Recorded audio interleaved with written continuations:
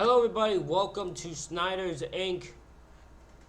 And today we have got a Doxia Mysteries video, and this is most disturbing region-locked cases. And we will get right into it, ladies and gentlemen. Hit the like button, subscribe button, comment what you think down below. If you want to help the channel out with a donation, you can leave a super thanks or a link to my PayPal is in the description. My videos don't usually get monetized, so anything does help. Let's go. Welcome to the Darkest Region Lock Cases, Volume 1. What are region lock cases? Region lock cases are cases that are known within the country it happened in, but not really outside of it. In most circumstances, these cases are only covered in their local language and not by international media outlets. Therefore, as an outsider, you basically never hear of it. In this format, I'll try to compile region lock cases from all over the world. While some might be familiar to you, others will be unknown. Starting off with Nikos Douris.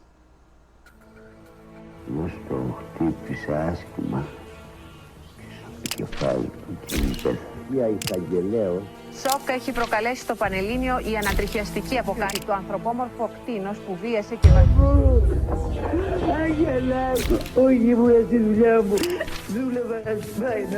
Πάλισα μήπως ήταν ζωντανό, δεν καταλάβαινα. Έτσι πιστεύω, έτσι πιστεύω, έτσι βρέθηκε, έτσι πιστεύω όμως εγώ δεν έχω. The case of Nikos Douris is probably one of the most unbelievable cases I've ever covered. It has a lot of plot twists, and we aren't yet sure if the one who was caught is actually the culprit. This is also considered one of the most twisted crimes in the history of Greece, as the culprit made multiple TV appearances while the case was being investigated and the whole country was still shocked by the incident. It was New Year's Eve of 1993 when 6-year-old Nikos Douris suddenly went missing. The boy's parents and siblings became worried and quickly went to the police station to report it. While the police usually wait 48 hours before starting a search for a missing person, this time, because the boy was just 6 years old, the cops, along with the help of the local community, began looking for Nikos immediately. I will still always repeat this. I never understand, because you always hear cops say about how the first 48 hours is the most important time frame when you're doing a missing person. But yet they also always wait the first 48 hours before they even will investigate. It's a very weird thing. However, he was nowhere to be found. Media began picking up the case, and it quickly became a sensation throughout the whole country of Greece. The boy's father, Manolis Douris, would make numerous appearances on TV, crying and begging for his son's return. Έτσι πιστεύω, έτσι βρέθηκε, έτσι πιστεύω όμως εγώ δεν έχω κάνει. Δεν ξέρω. Ο άλλος ή αυτός δηλαδή τα έκανε αυτά τα πράγματα. Δεν ξέρω. Τώρα για ό,τι έκανες το μετάνιωσες, αυτό που έκανες το Εάν το έχω κάνει, Oh, so it's the father they think is the one that did it. Okay. το έχω μετά. Αγγελάκι μου γιατί. Δεν τον είδα. Δεν το είδα καθόλου. Χτες δεν τον είδατε, χτες το απόγευμα τίποτα. Όχι μου στη δουλειά μου. Δούλευα να σπάει να πάνε. Despite the police's best efforts, they were unable to find Nikos until Manolis discovered the lifeless body of the young boy himself. The body was hidden in a fence surrounding a field, a place where no one would think to even look. The fence wasn't very far from the house. The autopsy report revealed that Nikos had been abused and most likely died from asphyxiation during the assault. Severe crimes like this aren't a usual occurrence in the small country of Greece, so naturally what followed was a media frenzy. Manolis quickly became a media sensation, being the tragic father of the story, shouting and crying in front of the cameras, vowing to take revenge for the death of his son. The whole nation of Greece developed sympathy for him, and everyone wanted justice to be served. But this was all about to completely change. Ένα και συγκεκριμένο άτομο για πρώτη δόση, γιατί πριν 2 χρόνια είχα την ίδια ακριβώς κατάσταση, αλλά με λίγο, δηλαδή όχι πολύ οδυνηρό πράγμα. Manolis was a Cyprus War veteran, was known to suffer from a form of PTSD, and was even once hospitalized for it. And throughout the whole investigation, nobody really questioned him, as they all thought it was unlikely that he was the one who killed his own son. The police didn't even consider him a suspect, and naturally investigations zeroed in on him. However, soon police began to notice that Manolis' stories weren't really adding up. Adding to the suspicion was the fact that Manolis was the one to find Nikos' body from a place that no one would think to search unless they already knew it was there. Shortly after, Manolis confessed to the crime, stating that he did it out of rage. According to him, that day Nikos arrived home late, which completely outraged him. During a fit of rage, he took him to the attic, where he assaulted and killed him. His words after his arrest were,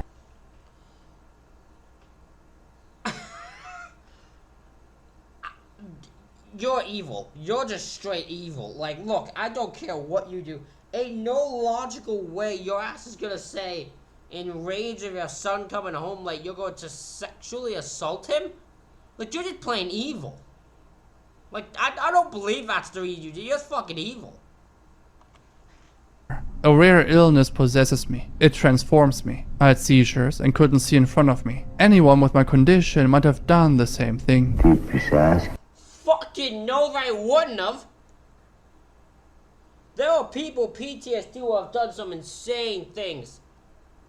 That's not one thing they do. No, that's not one thing they do at all. Στο κεφάλι του και μου πέθανε. Το έγινε. This outraged the public. People began protesting, demanding that he be given the death penalty, even though it wasn't allowed in Greece at that time. His trial became one of the most media-covered trials Greece had ever seen. No lawyer wanted to take on his case, so he was assigned a public defender. However, this wasn't the end. During the That's insane. No defense attorney, no nothing wanted to take his case. They're like, nah, we ain't being associated with this fucking guy. We are not letting being the ones that take this guy away. No fucking way.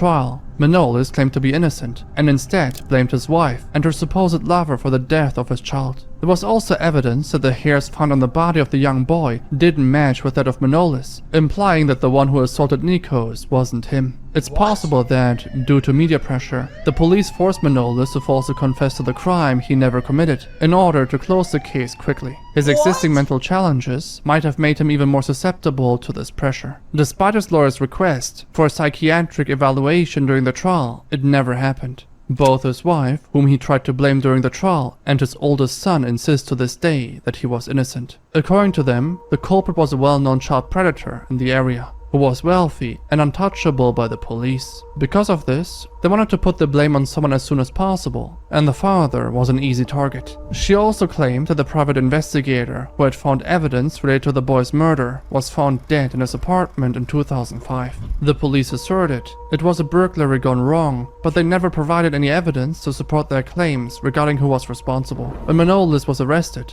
the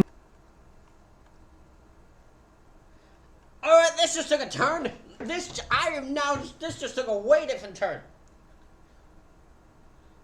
So the body doesn't, so the hairs and everything on him doesn't match him. It's easy to believe with the mental condition he could be peer pressured into confessing. Ooh, this just got interesting. Okay. inmates of the local jail began protesting, demanding that he should not be jailed with them. Therefore, he was moved to a maximum security prison where he was badly beaten, lynched, and continuously assaulted. While in prison, the inmates sought to avenge the boy's death and tormented him daily. He had to be frequently moved, and 2 years after his son's death, he was found hanged in a cell with a TV cord. Whether he did it to avoid the daily torture, or out of guilt, or someone took his life, remains unknown. Αγγελάκι μου, γιατί δεν το είδα καθόλου. Χτες δεν τον είδατε. This is insane. This case is fucking insane. I have no idea what to believe with this. Χτες το απόγευμα τίποτα. Όχι, ήμουν στη δουλειά μου. Δούλευα να σπάει να πάνε.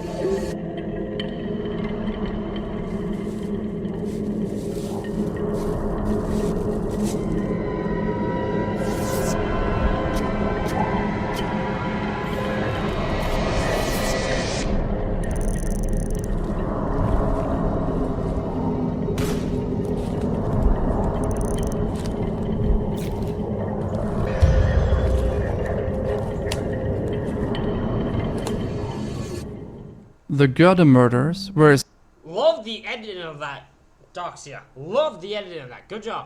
series of double homicides that occurred in the Goethe State Forest in Lower Saxony in Western Germany during the summer of 1989. At that time, a heatwave struck the country, resulting in dry conditions for weeks. Consequently, the traces of the crime weren't destroyed for a very long time, but because of the prolonged and intense heat, the mummification process of the corpses was significantly accelerated, hindering the investigation at later stages. Within a short time span, two couples fell victim to gruesome murders in the same forest area, likely by the same perpetrator. The second double murder occurred while authorities were still collecting traces from the first one, merely 800 meters away. The case quickly captured the attention of the media, becoming a nationwide sensation due to its bizarre and unusual nature. On May 21st, 1989, married couple Ursula and Peter Reinhold were traveling from Hamburg-Bergedorf to Goethe for a walk when they entered a forest in Jagen 138, possibly to sunbathe or have a picnic. Sadly, the couple was killed on the spot, and their bodies were not left at the scene. The perpetrator moved the victims near a large pine tree and hid them there. 7 weeks later, on July 12, 3 blueberry pickers discovered the victims' bodies. However, due to the high temperature, and I mean this with all due respect, why has this shot been used in both cases? Is this the only shot you can find? Doc, should do something else, man. decomposed, mummified, and mostly skeletal due to animals eating them. The perpetrator also took a picnic basket and the couple's car keys with him. He used the vehicle to flee from the scene and left the car 300 meters away from the train station in Winsen an der Luhe, a small town in the so-called Hamburg-Bacon-Belt. After discovering the bodies, the berry pickers went to inform the police. However, on their way there, they encountered a brown-haired, strongly built man in his 40s, carrying a suspicious bag. The Criminal Investigation Department suspects that this individual may have been the perpetrator, possibly searching for other victims in Goethe at that time. The exact cause of death couldn't be determined at the crime scene or during the subsequent autopsy due to the condition of the bodies. However, it was clear that it was the result of a crime. On the same day, Ursula and Peter's bodies were discovered. 46-year-old Ingrid Warmbier and her lover, 43-year-old Bernd Michael Köpping, also fell victim to the perpetrator. They were a couple from nearby Bad Bevensen who had arrived after lunch, seemingly on an outing. They parked on the side of a road near the Rüten Forester's Lodge and walked deep into the forest. Unbeknownst to them at that point, they were slowly walking towards their own demise. The couple was attacked by the perpetrator, who apparently threatened them with a firearm and bound their hands and feet with leukoplast tape. Both of them were forced to lie face down, and the perpetrator strangled the male victim, killing him from behind by shooting him in the head. He then struck the woman's skull and caused severe wounds to her chest. The blouse was pushed to the level of the bra, which was cut, and both victims were shot in the head. The perpetrator then stole a camera and their car keys before fleeing from Goethe. 2 weeks later, on 27th of July, when police officers were investigating Reinhold's case, they accidentally discovered the bodies of Köpping and Warmbier by chance. According to the investigators, the culprit committed the second double murder at a time when the police were at the scene of the incident, only a few meters away. However, despite the close range of the two sites, gunshots could not be heard due to depressions in the land. Immediately after the discovery of the first crime, a special committee. This guy knows the outside world. This dude knows the way the outside, so he knew that no way the gunshots would be heard. This guy's a way smart outdoorsman. Mission of detectives was formed, and a facial sketch of the culprit was created and published, with a reward of 50,000 Deutsche Mark on any information. The culprit was mentally ill and likely saw pleasure from committing crimes. Despite the police's best efforts, there seemed to be no clue whatsoever in finding the culprit until something really odd happened. In Wales, a similar double homicide had occurred in June of the same year, for which Sean Cooper, a 64-year-old man, was arrested in May 2009. He was found guilty and sentenced to life in prison. The Dixon couple happened on a camping trip at Little Haven when they were shot at close range. The corpses were found near the road, with the husband's hands tied behind his back. This was extremely similar to what happened in the Goethe murders. A day before the incident, people noticed a 40-year-old man, whose description was similar to that of the alleged Goethe perpetrator, near the site of the crime. However, There was no strong connection or link found between the Garda incident and the Cooper incident of Wales. In 1993, another suspect emerged as a potential culprit. A man overheard another individual threatening his wife during a conflict, mentioning the Garda case and suggesting she might meet a similar fate if she continued to cheat on him. The witness reported this to the authorities, and surprisingly, the suspect bore many similarities to the supposed culprit. He possessed a firearms permit for a small caliber gun, the same weapon used in the second double murder case, and scarily matched the appearance of the prepared facial sketch. He was also from the area and had local knowledge as a forester. After several months of further investigation, police obtained a search warrant and raided the man's house. However, despite many hours of interrogation of the suspect and his wife, no definitive proof against the forester emerged. The special commission was later dissolved, as they didn't find the culprit. Additionally, in 2014, authorities announced that the case wouldn't be reopened, leaving it unsolved to this date. That's insane. The fact that it was a murder, you're like, yeah, we're not looking into this anymore. Fuck it. They don't need justice. Fucking. This case is really mysterious. On June 20, 2006, Frauke Liebs, a 20-year-old German nursing student, suddenly disappeared under mysterious circumstances. After her sudden disappearance, a series of bizarre calls were made from her cell phone to her family, all with Frauke behaving erratically. What follows is a case that is considered one of the most twisted and brutal crimes in the history of Germany. On the day of her disappearance, Frauke met her mother and roommate for dinner at a restaurant. Nothing seemed odd until, suddenly during the meal, her phone rang. She received a text from a friend who had arranged to meet her at an Irish pub in Paderborn city center to watch a 2006 football World Cup match with other friends. After dinner, her mother and roommate drove her to the pub, where she arrived at around 9 p.m. During the match between Sweden and England, she sent multiple texts to an acquaintance before her phone battery completely ran out. She borrowed and later returned a battery from a friend. After the match ended at around 11 p.m., Frauke left the pub alone and likely walked the 1.2 kilometers home, as she only had about €5 with her in her pockets. However, shockingly, she never really returned to her apartment.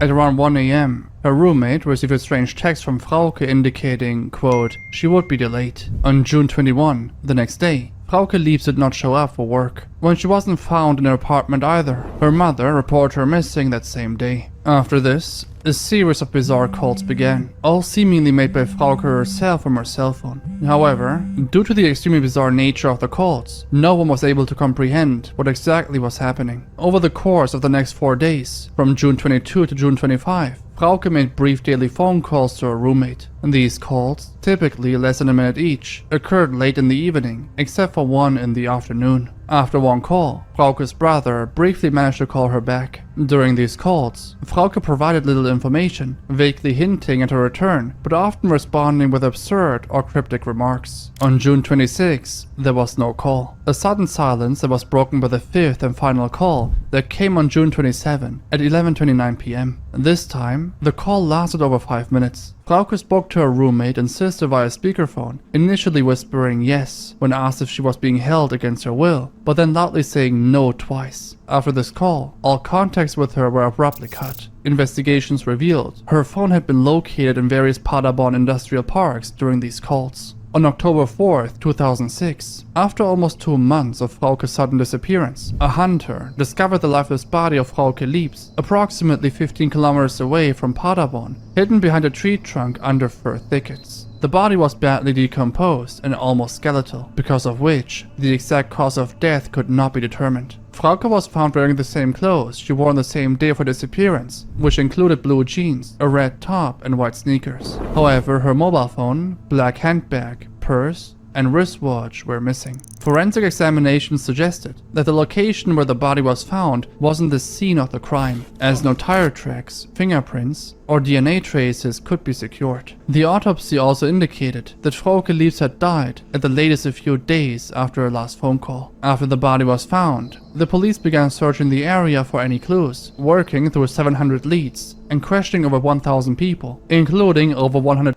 My guess is this is unsolved.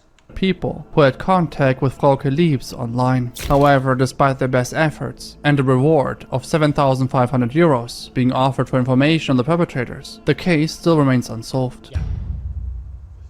That was my assumption once he was describing the case. I was like, okay, it's an unsolved one.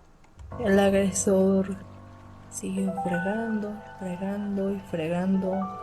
También se mostraron videos en los que se refieren a que Luz Raquel manipuló las cámaras de vigilancia de su edificio, donde luego aparecieron las pintas con las amenazas que posteriormente denunció. Luz Raquel Padilla was a dedicated mother and caretaker to her 11-year-old son, who suffered from severe autism and needed round-the-clock care. On July 16, 2022, she was brutally assaulted near her residence as attackers, allegedly led by her ex-partner, poured alcohol over her entire body and set her on fire. También se mostraron videos en los que se refieren a que Luz Raquel manipuló las cámaras de vigilancia de su edificio, donde luego aparecieron las pintas con las amenazas prendieron fuego. Hasta ese momento, la mujer no contaba con el apoyo del programa Pulso de Vida, protección para las mujeres en situación de riesgo en Zapopan. The brutal attack, resulting in burns covering 90% of her body, tragically claimed Luz's life. Witnesses recounted the horrifying scene of 3 men and a woman assaulting Luz in a park before fleeing. Prior to the attack, Luz had documented receiving several threats from a neighbor, disturbed by her son's noises. She even posted about it online and reported multiple times to authorities, pleading for protection. Despite her efforts, no action was taken, leaving Luz vulnerable to the brutal violence. No se queden calladas, no tienen por qué aguantar a nadie, ni nada.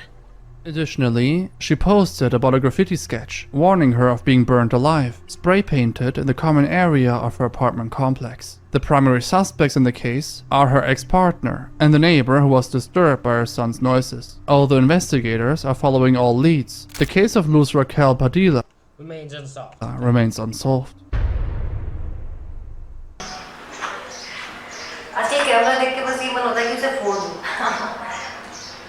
Dushyant है 2 तारीख को शाम को घर से निकला था 10:15 बजे दुष्यंत के नंबर से ही कॉल आया मुझे मार देंगे इनको 10 लाख उसके बाद में मुझसे थोड़ा में टॉर्चर किया और फेक किया हमने.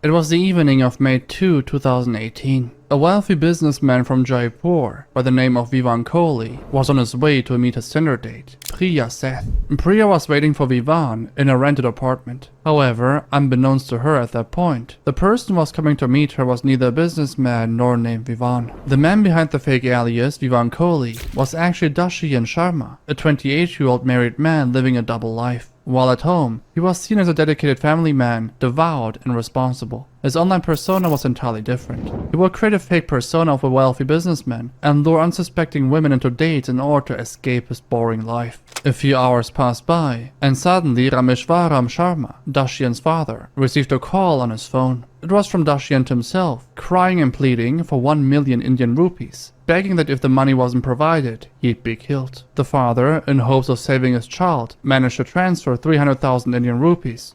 Wait a minute. Hold on a minute. Are you telling me that the guy who Tinder catfished as a businessman got duped into a crime? Because he met with someone who isn't actually someone, or he happened to meet the girl who planned to rob the wealthy businessman. That is amazing! Almost 1/3 of the demand into his bank account. However, it was too late. On May 4, 2 days after the incident, the lifeless body of Dashian Sharma was found in a suitcase and dumped outside a village near Jaipur. While the intention of Dashian for using a fake alias was just a simple affair, his Tinder date had much more in mind. Priya Seth had a history of criminal activities, including running a fake escort website where she extorted large sums of money from wealthy businessmen. She lived with Dikshan Kamra. This is insane! What are the fucking odds? What are the odds that he would pretend to be a wealthy businessman to get an affair, and he happened to meet with someone who likes to blackmail wealthy the woman likes to blackmail wealthy businessmen? What are the odds these two awful situations would come together to lead to a crime? The odds of these two meeting each other is something special, I think. With whom she was in a relationship, and Lakshya Walia, a regular friend. Together, they made a plan to kidnap and extort money from Dushyant, whom they thought of as a wealthy businessman. Priya matched with him and developed a relationship over the course of 3 months, before they both decided to finally meet in person. As soon as Dushyant entered Priya's place, he was ambushed by her, Dikshant and Lakshya. They threatened him and demanded a ransom from his family. Upon receiving the ransom demand, Dushyant's father made his best efforts to collect as much money as possible, managing to transfer 300k Indian rupees in hopes of saving his son. However, unbeknownst to him, Dushyant had already been killed. The trio realized that Dushyant wasn't the millionaire he had pretended to be, and fearing that the crime would come to light, decided to kill him. Initially, Dikshant I always laugh at that thought, like, oh, if we kill him, no one will discover what we've done. Turns out that's why they discovered what you've done. attempted to strangle Dushyant. Because I guarantee you this, right? If you had left him untouched, right? You just tied, let's say they tied him up, right? They just tied him up. If you had left that untouched, there was no way he would have told anyone. Because he would not have wanted the reason he was there to be found out. He wouldn't have said a fucking thing. But when that failed, Lakshya suffocated him with a pillow. Dushyant still survived, and tried to fight the trio with every last breath, prompting Lakshya to ask for a knife, which he then used to stab Dushyant. They then chopped off his body into pieces, stuffed it into a suitcase, and threw it alongside the Delhi-Jaipur highway. नाम भी पता नहीं था Tinder पे मिला था वो मुझे उसने मेरे को अपना गलत नाम गलत पहचान बताई थी और ये बताया था कि बहुत पैसे वाला है और मैं दीक्षांत के साथ में रह रही थी उसके ऊपर कर्जा था तकरीबन 21 लाख का उसे कोई चाहिए था ऐसा बंदा जिससे पैसे आ सके तो हमने मिलकर प्लान बनाया था कि किसी को किडनैप करके फिरौती मांग के उसका मर्डर कर देंगे मर्डर का plan She says this like it's the most normal thing. This is so fucked. She's saying this like it's the most normal thing. पहले से ही था किसके साथ होगा क्या होगा ये फिक्स नहीं था लेकिन जब दुष्यंत मिला उसने अपने बारे में बताया ऐसा झूठ बोला कि वो बहुत पैसे वाला है तो हमने फिर उसको किडनैप करके उससे फिरौती मांगी लेकिन बाद में पता लगा कि वो उसके पास कुछ नहीं है दुष्यंत के फादर ने आप लोग कुछ अकाउंट में पैसे ट्रांसफर करा दिए थे फिर भी आपने उसको मार दिया ऐसा पैसे ट्रांसफर करने से पहले ही मार दिया था The case came to light after police recovered Dushyant's body the next day, and within 10 hours, they arrested Priya Seth, Dikshant Kamra, and Lakshya Valia. Priya Seth, who was the mastermind of the plan, casually confessed to blackmailing thousands of men prior to the kidnapping and murder of Dushyant. Her interview was really disturbing, as she maintained a chillingly detached demeanor, displaying no That's what I'm saying! That's what I'm saying! Listening to this woman is disturbing! remorse for her actions. कैसे मारा आपने दुष्यंत को पहले उसका गला घोटा दीक्षांत ने उसके बाद में वो नहीं मरा तो फिर लक्ष्य आया लक्ष्य ने उसका मुंह तकिए से दबाया फिर भी नहीं मरा वो बेहोश हो गया उसके बाद फिर दीक्षांत ने मुझसे चाकू मंगाया मैंने उसे चाकू ला के दिया और दीक्षांत ने उसका गला काट दिया चाकू से आपने इन्वेस्टिगेशन ऑफिसर जो एक पहले आपके केस की थी उनको ये बोला कि आप वो चाकू अपने एक्स बॉयफ्रेंड को मारने के लिए लेकर आए थे मैं उसको मैंने वो चाकू कहाँ से चाकू नहीं लाई थी मेरा एक्स बॉयफ्रेंड एक नंबर का घटिया गिरा हुआ आदमी उसने मेरे पे झूठा केस किया है वो तो मर जाए तो अच्छा है वैसे मुझे उसी का मर्डर करना था लेकिन नहीं किया मैंने ठीक है वो चाकू मैं ऐसे ही लाई थी खुद की नस काटने के लिए मैंने काट भी ली थी Priya's boyfriend, Dikshant Kamra, claimed that he had no prior knowledge of Priya's plans until the very end. According to him, he only thought they were going to scare and threaten him in order to get the ransom and then leave him. However, it was Priya who planned the abduction and ultimately stabbed Dushyant. सारी planning इनकी थी जो पहले इन्होंने वार किया है चाकू से वो भी इन्होंने की लास्ट तक भी इन्होंने ही मारा मैं इसी प्लान पे हूँ इसी प्लान पे खड़ा रहूँगा पूरी प्लानिंग प्रिया की थी कि दीक्षांत की थी 70% प्रिया की थी 30% दीक्षांत की थी प्रिया की पूरी प्लानिंग थी प्रिया ने पहले दीक्षांत को यही बताया था वे अपने सिर्फ उसको डराएंगे धमकाएंगे और छोड़ देंगे Oh, so both of them just said that Priya was the one that planned for the murder. Neither of the other two were like, we were gonna threaten, scare him, and that was probably was still fucked in the first place, but neither of them knew they were gonna murder him. That was just all Priya. Priya was like, that we're gonna murder him, we're gonna kill him. सुबह उसको कहा इसको मारना पड़ेगा नहीं तो तुम तीनों फंस जाओगे Priya had a long history of criminal activities, including prostitution, ATM loots, extortion, false hour threats, and honey traps. She claimed to have duped men out of their money by pretending to be an agent who supplied female escorts. Priya expressed disappointment at being jailed for Dashian's passing, believing that it would hinder her so-called social service. Site पर काम करती थी, वहाँ लोगों से fraud करते थे, provide नहीं करवाते थे गर्ल्स। किस तरह से फ्रॉड करते थे? और इस तरह से करते थे कि पैसे लेके भाग जाते थे और कुछ प्रोवाइड नहीं कराते थे। एक्सटॉर्शन नहीं बोलते इसको मैडम, आप पहले एक्सटॉर्शन की डेफिनेशन नेट पे सर्च कर लीजिए खुद। वो लोग कॉल गर्ल्स बुलाते हैं, उसके पैसे देते हैं, कैसे एक्सटॉर्शन कैसे कह सकते हैं आप इसको? डिफाइन कीजिए एक्सटॉर्शन को। मैं उन्हें ब्लैकमेल नहीं करती थी। तो वो बेसिकली जो सर्विसेज आपसे लेने आते थे, आप उनके पैसे ले लेते थे? जी हाँ, वो अपनी बीवियों को घर पे छोड़कर हमसे, मैं गंदा वर्ड यूज़ नहीं कर सकती, लेकिन हमसे कॉल गर्ल्स लेने आते थे, तो हम उनसे पैसे ले लेते थे, बस उनको देते नहीं थे। तो आई थिंक ऐसे लोगों के साथ बड़ा अच्छा करते थे हम, थोड़ा समाज सेवा का काम कर रही थी मैं, तो रुक गया मेरा काम।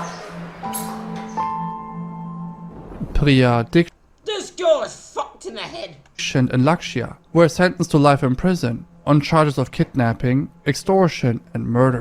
That concludes today. Ladies and gentlemen, that is it for this reaction video. Let me know what you think in the comments. Hit the like button, hit the subscribe button. Thank you all for watching. I'll see you all for the next one.